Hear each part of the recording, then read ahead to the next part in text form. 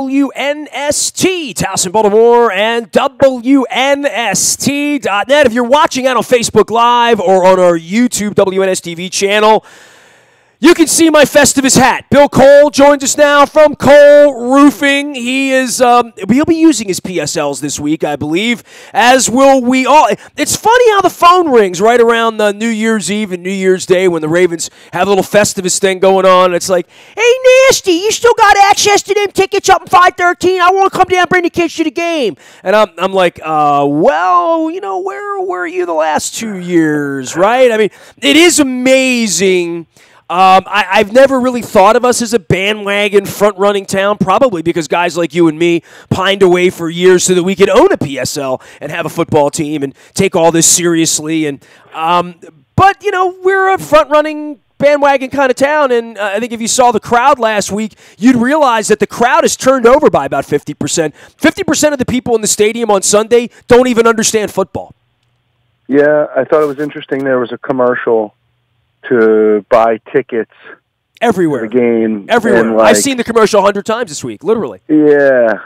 So, and that's our team, support us. Come on out. Yeah, right. What the heck is that? New. They've never had to spend money on that before. So they've never had empty seats for 2 full seasons, and I'm not talking like some empty seats up in the corner like at a concert down at the Royal Farms Arena where Def Leppard sells 10,000 but not 11,000 tickets, you know. This has been an eyesore. It's been a civic tragedy. I guess it's born out of politics and born out of the knee. And Dennis Kolatzis joined me earlier in the week, our dear friend from Coons Ford, and you sponsor me, and we're friends, and I try to help your business. You try to help my business. We're all sort of in it together here as a community. But, Dennis called it what it was, which is, the knee affected Harford County. It affected right-wing politics, and it said to a bunch of people, I'm not going to go to the games anymore. And they can say, well, it was the offense and it was Joe Flacco, it was the losing. It's none of the above. I don't know what's made everyone run out right now other than the W in front of their name, right? Literally, right? Nothing's changed. For me, my excuses are my kids, the comfort of home, the television broadcast, my ability to DVR and pause. Like, that's the biggest thing, is I don't miss any of it, and I can rewind it, and I go back and forth. So it's hard, I mean, it's just comfortable at home, and there's nothing they can do about that. But there's something about the energy of Cleveland with the ball, Baker Mayfield with the ball, 4 downs, cover 0, Mosley coming down with the ball, that being there and being a part of that. And I think certainly for people who had never been a part of it, there were a lot of people in the stadium that were not there like you and I were when Trent Dilfer beat the Broncos. They were not there and blubbering on their couch now 13 years ago, 12 years ago, when Peyton Manning came in here and beat us, right? And we had the bye and we were the 2 seed. I don't know what to say for those people other than, are you coming back, and are you in, and are you going to fill the seats? Because if it goes back to where we were last year, which is a stadium with 22,000 people in it that seats 70,000, this just becomes a little bit of a blip and a little nicety. We were really spoiled here for a long time, and so were the Ravens, quite frankly, as an organization, and they worked hard, and I would never say that they don't deserve the success they have because I watched the Orioles around here, and so have you, but I don't know what's happened the last 2 years and what this part of it means, that if they were to win this week, go up to New England next week, go out to Kansas City, I'm doing a bus trip to New England. I have no idea if people are going to get on the bus. I think they will. I think people are very motivated by winning, not necessarily by, oh, the Raiders are in town and it's November, right? They're not motivated by that. Yeah, I don't know. I mean, does New England have this problem, right? Like, they're in that same place that we were, except they're even better. And from a consistency standpoint, I mean, we definitely got spoiled. But even when we were spoiled, I don't remember there being too many home playoff games. So this is a rarity for us. Like, we're wild card playoff warriors. We're not exactly home hosting. The Super Bowl's got to go through Baltimore kind of town. So, well, if Indianapolis and the Ravens keep winning, right? I just don't know that that the crowd is the same. I think you're right. I guess it's spoiled, but you also got a weird kind of like football purist thing going on as well. So for those guys who love the defense and running the ball, like, this is your time, go watch. But, because that's not what the NFL has become, and I don't know. So it's interesting. Well, it was a different crowd. Bill Cole's here from Cole Roofing. And, of course, can I say 100 years now? Can we stop the 99? Yeah. I mean, we go to 100 right now. Cole Roofing, founded in 1919. Same as both of my parents, by the way. Both born in 1919. 100 years in. What's the celebration? You do anything? Any fireworks? Any company picnics? Anything like that? Getting up on a roof and celebrating? Jumping up and down? It'd be kind of fun to jump up and down on a roof, right? It'd kind of feel like being on the foot of the boat on Titanic or something, right? Yeah, we don't recommend jumping up and down on roofs. It seems overly risky. But I'm sure when the weather warms up a little bit, we'll be doing a couple things. All right, man. So the offense, the defense, the Chargers, what we saw 2 weeks ago, what we're going to see this week, in a box, right? And I've been on the radio 25 years. I remember anytime the Chargers would play east of the Mississippi in a 1 o'clock game that's 10 o'clock in the morning when it's less than 40 degrees. I remember all those stats, right? We all remember that because they went into Cincinnati and got frozen out 35 years ago. I don't know what applies here this week other than the Ravens went out there and gave it to them pretty good a couple of weeks ago, escaped out of there in the end with a victory because of the defense, and I think Eric Weddle does some things to confound Phillip Rivers. I know both of these teams from a chess matchup. This is going to be a fascinating week for the coordinators to figure out what they're going to install, how they're going to install it, what went right 2 weeks ago, what went wrong. This is a unique thing for teams that never get together 2 weeks apart, coast to coast, in a matchup that, quite frankly, the Ravens dominated the first half in a big way and had a 6-3 lead. That has to be different on Sunday. Yeah, I mean, I think this is the truest test of our fancy new offense is like, okay, 2 weeks ago they saw it. They've got time to game plan against it. What are they going to do? And I think Cleveland showed you in the second half at least one nuance that they can put in, which is a little pre-snap shift that causes the line to get confused on who everybody's blocking.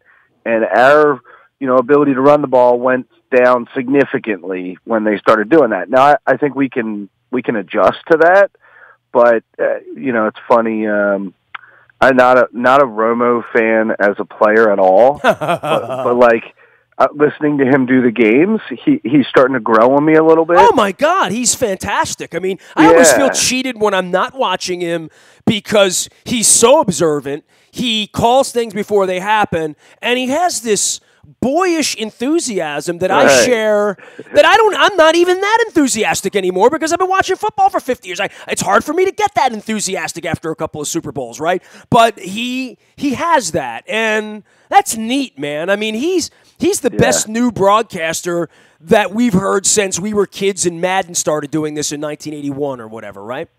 Yeah, no, I mean, he makes it fun to watch, and he was talking about this is basically a high school offense. What defense do you run in high school? You run a 5-2. Like, people need to adjust. Like, everybody's unwilling to make the changes because you're worried that, as soon as you go to the 5-2, Lamar will drop back and throw it over your head, and that might happen, but I mean, we run for almost, I don't remember what the number was, 298 yards we average per game. I mean, it's sort of ridiculous. So if you're just going to keep running a 4-man front or a 3-man front and hope for the best, I don't see how that's going to work, and we've proven that won't work. And I think the only question is, like, maybe Lamar can throw it, maybe he can't.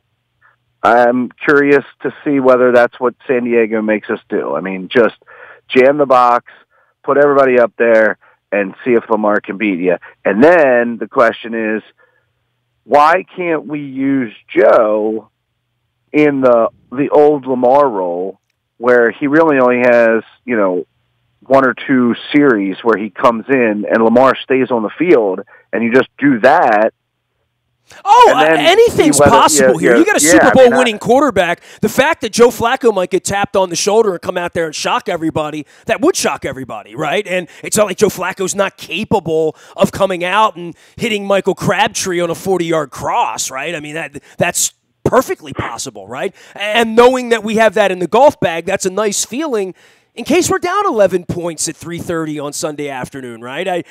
I still have said they could tap him on the shoulder. That's another part of this that we don't talk about, but we haven't had to talk about it because we've had leads most of the time here the last 7 weeks, right? Yeah, there's been a couple of spots where you're like, oh, I wonder if they'll go to Joe, and they don't, and they fight through it, and it's fine. In the NFL, it seems to me it's always about the formations and the matchups. Like, let me get my good player against your, third DB or as Billick would say, let's pick on that little cornerback. Right. So if you run a package and you go no huddle so that they can't substitute, and your package is run heavy but Joe's on the field, then you get 2 plays in and you haven't allowed them to sub, gives you a chance to figure out who's on who, and then you formation. Look, they're the professionals; they all know what to do with it. But again, I'm with you. It creates some interesting things to work on all this week, and I know, they always claim those guys never sleep and they watch. Well, I certainly think that's what we're doing to them. And you had a good point about the coming east at 10 o'clock in the morning. Like, they didn't do the Chargers any favors by giving us the Sunday at 1 o'clock game. So, it was interesting, though. I thought because the Colts were playing so late on Sunday night and the Titans, I figured they would slot that for Sunday. Look, I know it's all done based on TV networks and where they want to put whatever,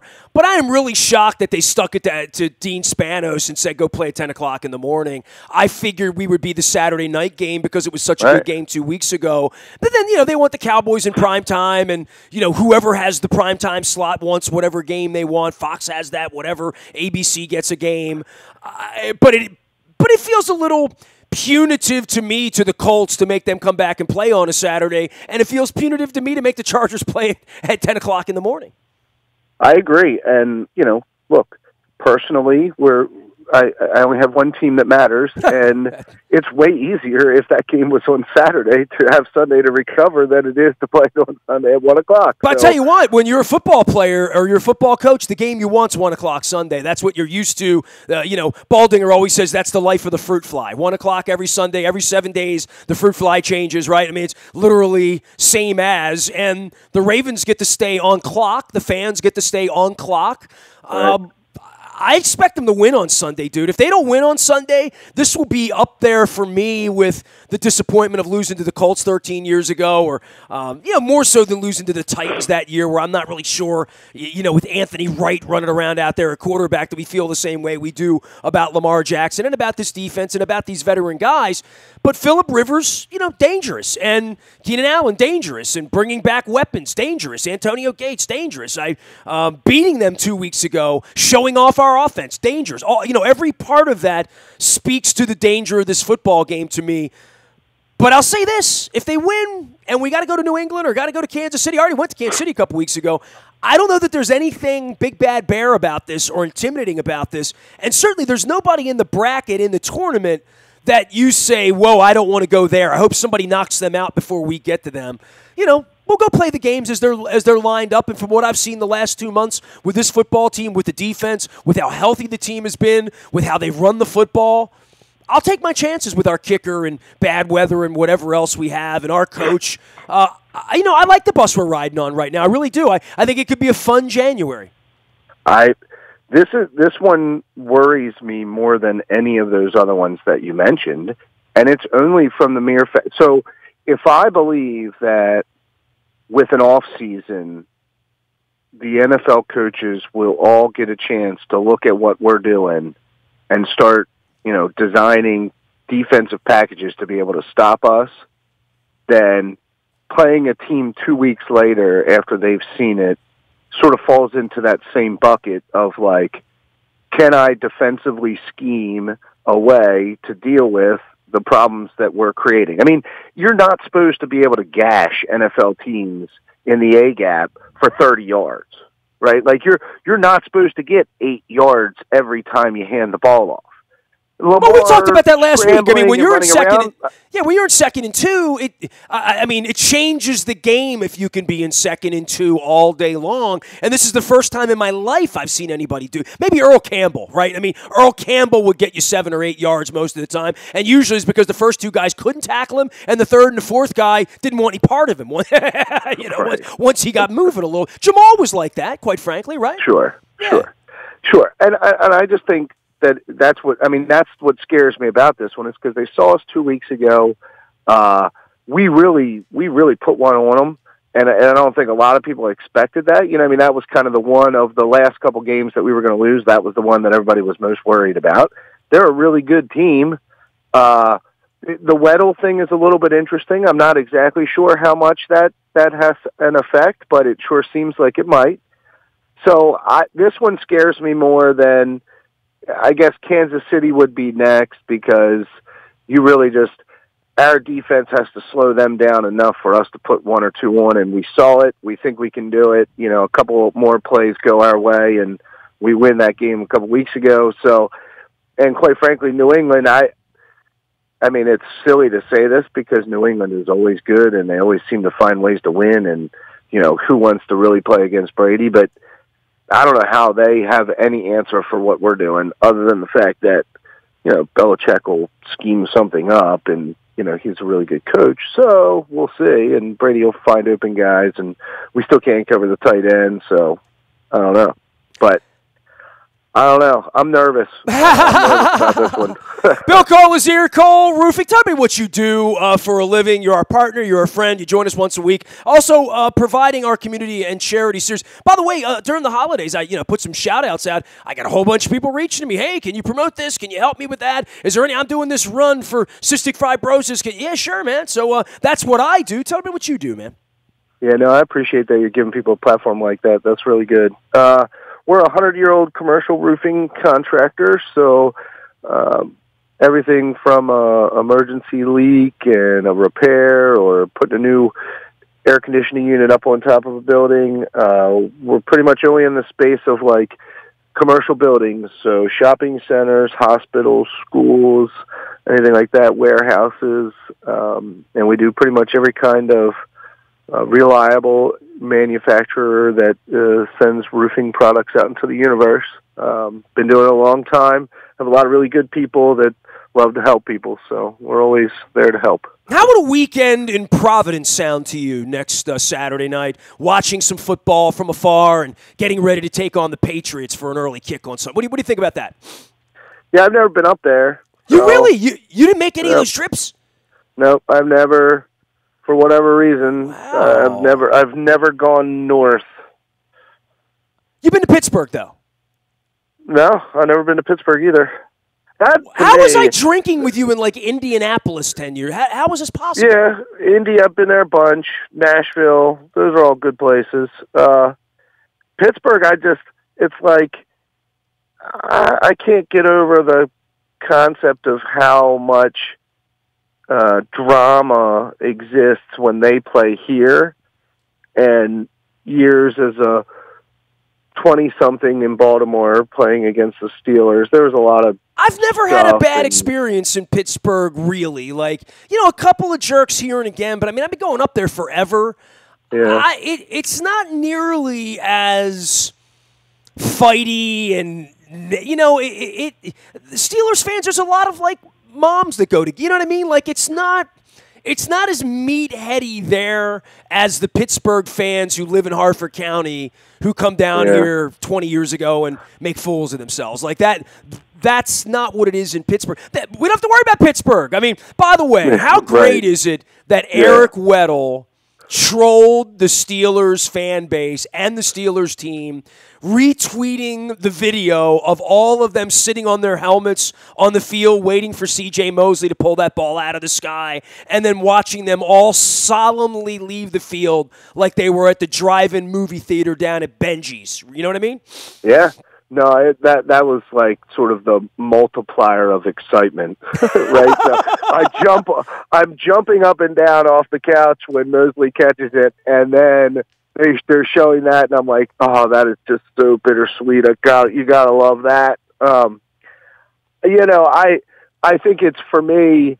I really have a disdain for Steeler fans when they come to our stadium and the yellow towels are waving and all that mess, and so I just let them have their stadium and they just do the thing. And now most of my road trips have always been sort of playoff related, and at that point, the crowds are weird anyway, right? It's like going to the Super Bowl. There's really a whole bunch of people who don't actually care about either team, and then, some small pockets of the teams that are there. I think there'll be palpable interest, with a win this week if we were to go to New England. And by the way, if we're going to go to New England, that means that you'd like the Colts to win in Houston. I think this Colts-Houston game is a fascinating game on Saturday. Yeah, I honestly, for whatever weird reason, seem to, know nothing about those two teams. Well, the Colts... I kind of knew Houston was good and Watson's good, and I knew they were kind of there in the rankings and you're watching all the time, and the Colts, I don't know. Tennessee didn't do anything for me, right? Like my close-up experience with Tennessee, we got 11 sacks. So how is that team any good, right? So I have no idea how they seem to squeak that and put it all together to be there, at least in that game. So it's amazing when you have a 1-1 quarterback, right, and Andrew Luck, and you've seen him play, he's special, then he gets hurt. In the same way that you sort of wrote Peyton Manning off, right? And in the same way the year after Brady was hurt, the year after Carson Palmer was hurt, the year after Flacco was hurt, you'd say, well, I'm not going to bet on him, and certainly Josh McDaniels didn't bet on him. He walked away from that job because he wasn't sure that Andrew Luck was going to be able to play. And here we are, week one, lacing it up, especially, you talk about bad starts, man. 1-5 start, and the other team started 1-3, right? And we were 4-5. I mean, it really is something about perseverance when you're that bad in October. I mean, I remember what our conversation sounded like when we were 4-5 and our quarterback was hurt. It didn't sound like we'd be getting together first week of January and talking about having home playoff games, right? That's for sure. It is, all you hear through the first quarter post, right? The first 4 games, it's like, oh, if you're 4-0, you're basically guaranteed a playoff spot. And the opposite, if you're 1-3, one team in the last 20 years ever does that. So it's definitely interesting parity, like they always talk about. Well, everything's a blackjack number now, right? It's percentage and probability. The Ravens are 14% to make the playoffs. They're 85% to make the playoffs, whatever. I don't know when you're 1-5, you've got to be what? 4%, 2%? I mean, I don't know. No, 1%? I don't know. I mean, what percentage of 1-5 teams in the history of the National Football League have made the playoffs? Very difficult to do, even when they're adding teams. Bill Cole is here. He is Cole Roofing. You can find him at coleroofing.com. You can also find him in his seat on Sunday at 1 o'clock for all things Bolts and Ravens. Happy 100th anniversary to you and your company. We'll check in next week. And, I know you like to play therapist on the radio for me. I'll let you know how I'm doing next Wednesday. If I'm on my 4th bus to Providence to go to Gillette Stadium. And hey, man, if we play next week, you got to go with us, right? I mean, come on. Yeah, I hear you. I'm nervous this week, but I would love to see us go up and whoop up on the Pats like that. That would be the highlight of the year, other than if they go on to win the Super Bowl. If you can't envision it, you can't do it. Right. You know that. Appreciate you, man. Bill Cole, there he goes. Cole Roofing. You can find me out in the buyatoyota.com audio vault 24 hours a day from anywhere in the world on your mobile device by downloading the TuneIn radio app. We do come in crystal clear from anywhere in the world. The morning newspaper ships digitally to your email inbox each and every morning at 7 a.m. It's all brought to you by our friends at Planet Fitness, where they're dying to get you in there, get you on a treadmill, get you on a workout program, get you in the best shape of your life. Planet Fitness and Planet of Triumphs. If you need a little inspiration, a little push to get you started here in 2019. No need for a push down to Laurel Park. I've told you about the brand new sports bar down there, the delicious crab cakes, the cold beer, and the great racing. Get on down to Laurel Park and check it out. We're almost into the Triple Crown Series. I had Randy Moss on from NFL Network, who was here earlier in the week as well as from NBC. So we'll talk a little horse racing. He says Baffert's got a couple of horses. We'll see. Laurel Park's down there. The entry's in the WNST.net morning newspaper and on the front of our website. And, of course, Dennis Kolatzis will be here on Thursday from 3 until 5, getting you ready for Ravens and Chargers. The Los Angeles Chargers. They've never been here before. We won a pretty big game against San Diego Chargers back in 2000, as I remember it. 1 o'clock on Sunday is going to be good fun. Dennis will be there. He'll be on 3 until 5 on Thursday. And, of course, any breaking news, any of the updates, any of the injuries, any of the scratches, you're going to get it all first on the WNST.net tech service. All brought to you by Coons Ford of Security Boulevard. I am Nestor. I am a very available individual. Nasty at WNST.net finds me. I'm on Facebook, Twitter, LinkedIn, Snapchat, Instagram, chatting with Ravens world champions all week long while Luke Jones labors on the backfields in Owings Mills. We are WNST.net, AM 1570 and WNST, Towson, Baltimore. Happy Festivus. We never stop talking Baltimore sports.